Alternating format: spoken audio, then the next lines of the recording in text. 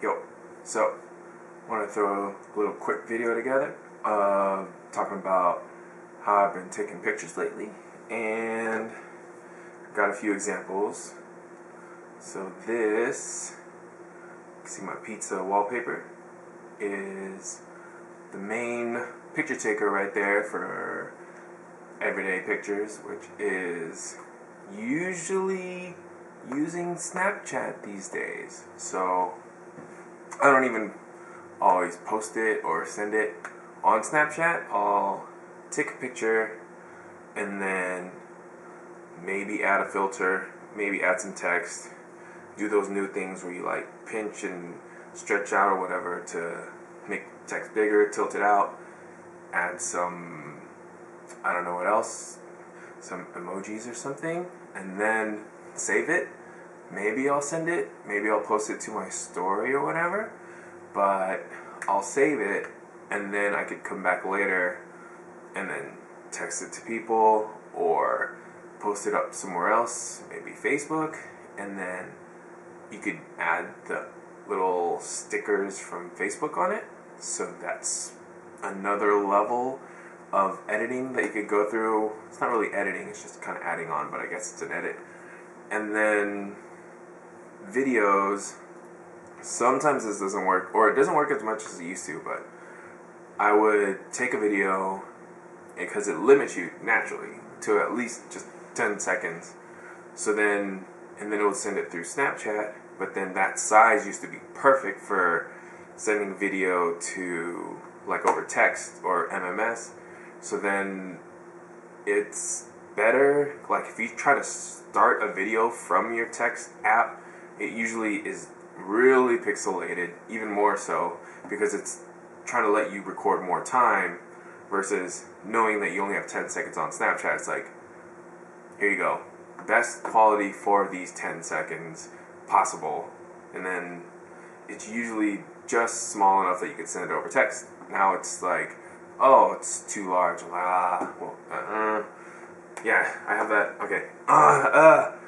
So then the other thing about that is just, it doesn't save the filters. If you want to put a filter on a video, it saves the regular ass video. So even if you add the filters and you hit save, unlike pictures, it doesn't save the filters that you added to the video. But there's not, like, unless you're using a video like editing program anyway, there's not really much else you could do on other sites or anything like that with the video from Snapchat. But it's pretty cool to have it, and at least you have a file. And then this is my better quality camera right here. It's the GX7 Panasonic, and I got it with a 20mm fixed 1.7 prime lens, and it comes with a kit lens that I just was not that into. I wanted a prime, I wanted the faster glass, I wanted the little, well, so 20 comes out to, because of the crop factor, it comes out to 40mm on a 35mm equivalent. So it's like a nice normal lens, everyday shooter. You could take your food pictures, you could take your walking around street pictures. Portraits, I kind of want a portrait lens. I want the 45 because, I mean, unless you're in a place with really great background, it's tough to, just go straight with this. Well, because you get less bokeh or whatever with the micro four thirds. You just don't get as much. So you have to have the good background, good context for the portrait picture or portraits, and then but it just comes out so nice, and it has the touchscreen, which it's a lot more useful than I thought. When I saw it on old, like, Sony handy cams, I'm like, it's gonna add camera shake, it's gonna move whatever framing I might have spent forever to just place perfectly, as it might move the camera. It's gonna not make a sound as much as buttons, but it's just gonna like, it's gonna make a little vibration maybe. Well, I guess it's not as bad as buttons, but it's I wasn't that into touchscreens on cameras and video cameras before, but now I'm just like, you can swipe, touch. It's just a lot faster than using like, this doesn't really have too much of a wheel. It has a little wheel in the back, but it's a lot faster than just selecting menu, and then click, and all that stuff. So it's just, I don't know. Now I'm just, if your touchscreen ain't functional on the camera now, I don't even want to mess with you. So, but it is a little bit more to carry because compared to a phone, it's still like, even though it's mirrorless, which is a lot smaller than a DSLR, it's still like, I'm not gonna put this in my pocket because I'll be wearing like slim because I like that silhouette. I got it with a strap, and so I'm keeping it in this little bag. This is basically just enough to hold the camera, and then a few things like the lens cap, cards, this little card reader that I attach to my phone or my tablet, which is actually really handy. It was only like 12 bucks on Amazon. It's an iCross. I don't know where the focus is. It's the iCross. It's dope. I would actually get it for pretty much any camera that you have. If you have like a micro USB input device that you could just connect it to. It's not the largest bag. It's not gonna hold like extra lenses, which I don't have, so it's fine. I'm pretty good with my lens that I have. Maybe the portrait 45mm, but it actually has this little thing in the bag that, oh, there's the lens, or lens cap. It has a thing in the back where it like has a shell come out, and then you could pop this over the whole bag. I don't gotta do it the whole way, but you could pop it over the whole bag to waterproof it, just in case you're out and it starts to rain, whatever. But what I've been carrying around more lately is this bag, which is just a free, like, it's small, little Stussy bag, which has a little pocket. I'll throw my little cheap sunglasses in here, a pen, a little printout of me from the book fair that I went to at the Grand Park, and little things like that. It's just smaller to carry, which doesn't fit my, got a Lakers ticket, so it's pretty major, it doesn't carry my GX7, but it does carry my Yashica T4 that I've been carrying around a lot more lately. Point and shoot.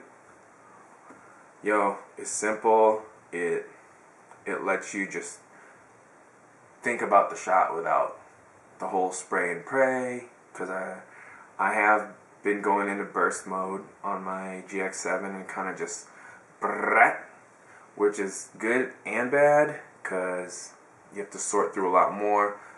But the cool thing about if you do that burst mode, some people like do the burst mode just so you know that you're gonna get the shot.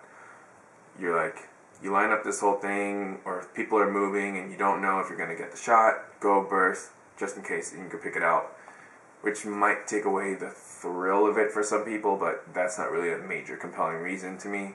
But the good thing that I like about it is when I take the memory card from here and then I upload it to, I use just the Google Photos. So when I upload it to that, it senses that these photos were taken in a series, and it will make either like an animation, like an animated GIF or whatever, or it will make a panel with the different frames or the images, but the animated one that's where it's at. So I kind of like shooting in bursts more than I thought I would.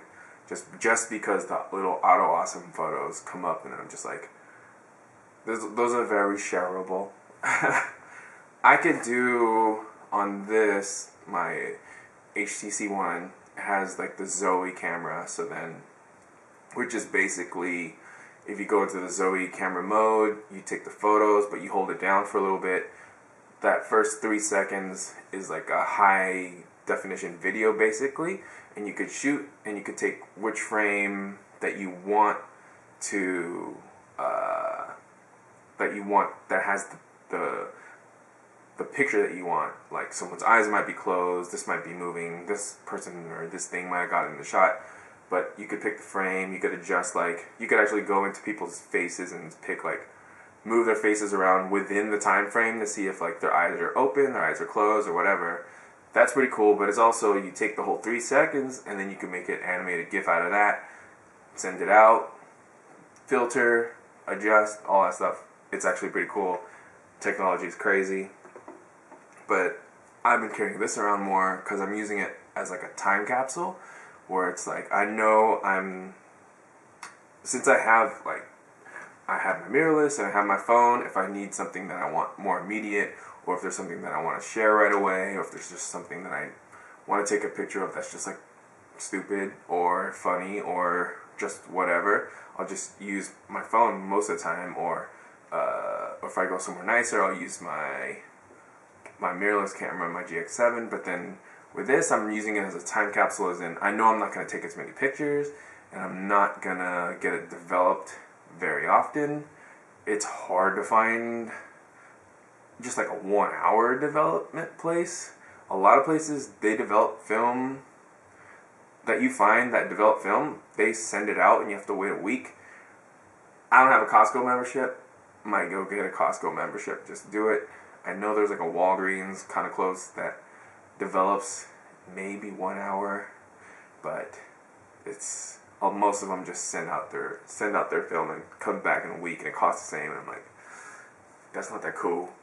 But yeah, so I'm taking pictures of this random, just like, I'll take it with my other cameras sometimes I'll just take this, if I know I want to go to some place cool that or hang out with someone, I'll just be like, take a quick picture, snap it, and just be like, alright, that's that moment in time. Well, I mean, as in, with every picture, that's that moment in time, but I'm going to come back to it a lot later, and it's going to be printed out, and it just being printed out, because we're so used to pictures on your screen, like digital photos, that are just so common and very abundant, where now we're not as used to printed out pictures that exist, since they're actually a thing. It makes nothing photo, or not nothing photos, but like, not even nothing photos, but less impressive photos. It just gives them a little bit of weight. It makes like, oh, this photo is actually printed out, that must mean it's somewhat important. So I kind of like that feeling too. So that's what I've been taking pictures of and with lately. That's all I wanted to say. If you have any questions about any of that, agree, disagree, hit me back. I might read it if I go online and all that stuff. I'll probably go online.